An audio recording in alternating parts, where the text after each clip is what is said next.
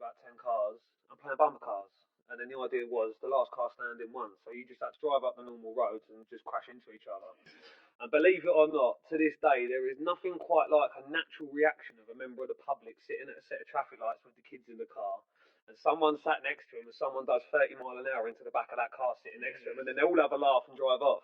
Yeah. It must be a sight to watch. But that's what it was like back then. You had to amuse yourselves. How did you slip into crime? It was a natural progression. From where I grew up and the crowd that I was in, there must have been about 20 of us that hung around religiously every day. And it always starts off with petty crime, with stealing motorbikes, with stealing cars. And back then, believe it or not, it was solely for fun. It wasn't for financial gain. You start selling the cars, you start selling the bikes. Are you on the drugs at this point? No, I didn't have anything to do with drugs until probably later on in my 20s.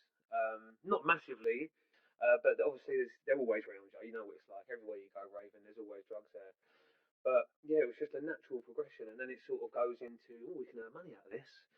And then it was a case of, you had so many people going around kicking people's doors off and tying people up, and you sort of come to realise that there's a way in which these things are done, and if you can become good at that, you can earn a lot of money. So you've done a big jump there from bumper cars to violent crime. Yeah. Fill in that gap for us. So from 15, I'd say from 15 to 18, a lot of it was purely fun. It was for our amusement. The problem with having fun is that the police don't see it as having fun. They see it, they can see where it's going and what it's leading to. And as much as I was told as a teenager, you're going to end up doing this, and at that age, you're like, why would I do that? And but it does. It naturally progresses into more serious offences.